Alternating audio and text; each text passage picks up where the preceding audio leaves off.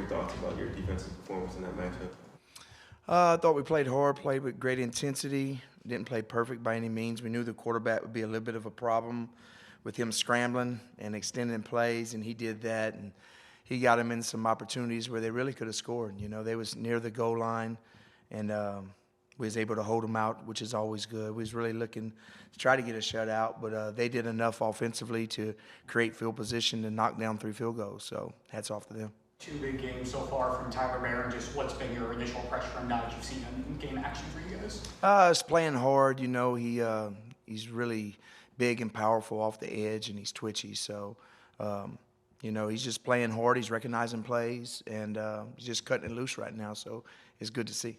Talk about Robbie Washington moving to your side of the ball and what that means. Yeah, we've got him a couple reps. You know, he played a little bit at the end, played some man free with him. So we're going to continue to work with Robbie. He's a really good athlete, and I think he can play some man coverage, and he can probably play a little bit of corner, a little bit of nickel. So we'll keep working with him and teaching him, you know, what we got on defense. Wesley looks like he's making some big steps in his games. What's the biggest difference from, you know, year 2 to now for Wesley?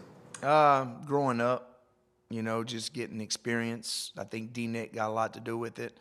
Coach Nicholson's a hell of a linebacker coach. He's played the game, played at a high level. His daddy was a linebacker as well, so he's a guy that's grown up as a backer since he was a little kid, so he relates so many things to them, and he's really had a big growth with him along with Coach Sab. So Wesley's playing really fast right now. He's not thinking a lot. He's just he's playing carefree right now. We need to continue him playing that way, you know. Mario said after the game on Saturday that Patterson had kind of like a light bulb moment or something, a realization. From working with him, what did you see, you know, kind of click for him over the last week or so?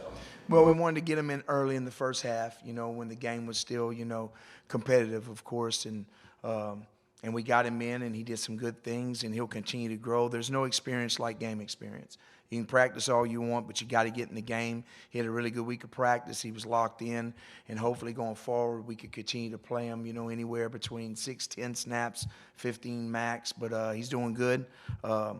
Injury happens, then he'll have to play more. But I think he's right on pace. It's hard for a safety to come in as a freshman, a true freshman, and play. So he's ahead of it, I think, you know, so he continues to do good things. We'll keep playing him more and more. You said I think like a week or 2 ago, talking about being Jaden Harris, but he said it's a very safety-led defense. So how does he adjust to like kind of learning what he needs to do to kind of help lead the defense? Yeah, he's very smart. He understands the whole defense. He can call it all out, but when you get on the field and you got to make the checks, it's different, you know, and you got to be comfortable with that. So we tried to play him with Mish as much as we could, you know, but at the end it was him and Markeith. So when we bring him in, it's good that we put him in with Mish so Mish can handle all the calls and he can just play. How's the communication, the microphone system? It's been good. It didn't cut out at Hard Rock at all. So it flowed really good. At Florida, we had a little bit of problems. There was probably about 15 snaps maybe we couldn't communicate at Florida, but here we had no problems. So it was good. It was really clean the other night. As a follow-up on Robbie, so do you see this, is this a long-term type of play for him? I mean, obviously you started your season, you didn't go through camp as a DB. Is this kind of like a long-term kind of projection for him as to where he might be able to get on the field sooner, or do you think you're going to need him at times in this season? You don't know that. You know, it depends on what happens. If he's just moved over to us, so he's starting brand new, and that's hard when you're starting brand new. So just kind of plugging him in and playing things that, you know, that he can be able to obtain right now. I mean, because he just moved. He's got to understand all the language, all the lingo. So I think it could be long-term for him. Of course, he's a really good athlete, and I think he can do all the things he needs to do to play in the secondary. Tell us about Diondre. It seems like his role is expanding just from 1 week to the next. Yeah, injuries happen, you know, but Donnie's got a lot of game experience. Donnie's really smart. I wish he'd have picked up that ball on the sideline. He got down on it. He was trying to pick up and run, but Donnie's a really good player, and he'll be a key to his defense for sure.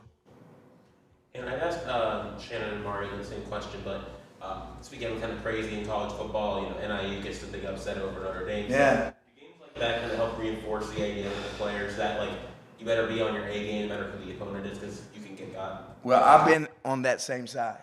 You know, I've been the FCS guy that was looking to try to get upset, and I harped on it all week, because you never know. You know, your number could be called, and that you could lose one. So Going into Notre Dame was a really tough task. So I know exactly what Northern Illinois went through. It was down to the wire. It was down to the wire with us. It's really hard to make that upset. But in college football, anything can happen. You know, you play the game, you play it through fourth quarters, and it seems like the longer the game goes, when a team that's not supposed to win stays in it, the bigger opponent gets tighter and tighter. And you start looking like, oh, my God, this can't happen to us. This can't happen to us. Of course, with Notre Dame, it's happened to them before, you know. So it's tough. It's a tough deal, but it can happen to anybody, you know. I've been on both sides of the coin, so it's a tough deal. And speaking of, your opponent this week, Ball State, Mario was talking about their offensive lines. What have you seen from them on film? They remind me of Miami of Ohio a little bit. You know, they've been playing together for a while. They're in sync. Miami of Ohio had a really good season last year. They didn't play necessarily good against us, but they had a really good year. This group's a lot like them. So they'll be prepared. You know, they're not going to be intimidated by all. They're scrappy. So we'll have to get after them real early for sure. Anything else for Coach Guidry? Appreciate it. Thank you. Thank you.